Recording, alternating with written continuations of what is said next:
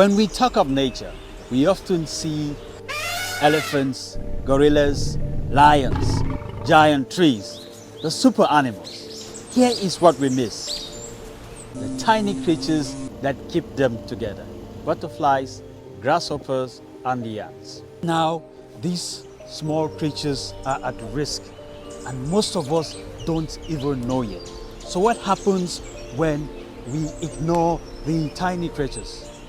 Nature suffers. We pay the price bigly.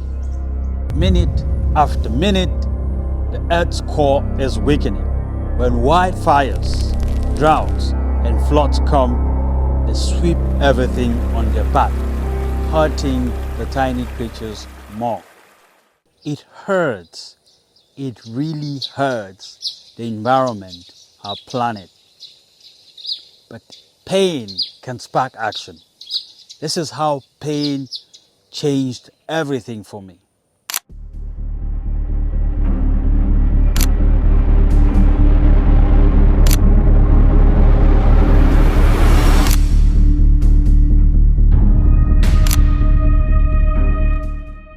In 2012, 200 elephants were slaughtered at the Boba-Jide National Park.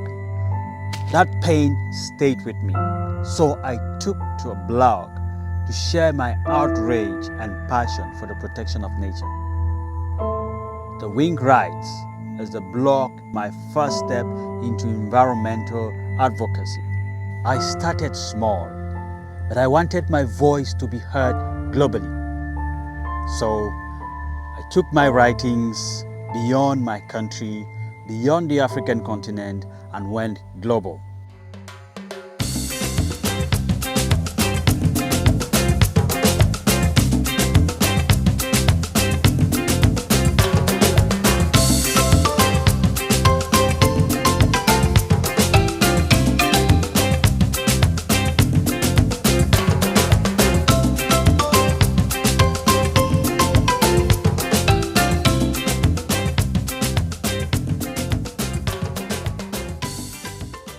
From social media to Fair Planet, Standard Tribune, and finally the Society for Conservation Biology, I found platforms for my writing, turning complex science issues into human interest stories that touch hearts, making the invisible visible, and making nature's stories hard to ignore. Writing was not enough.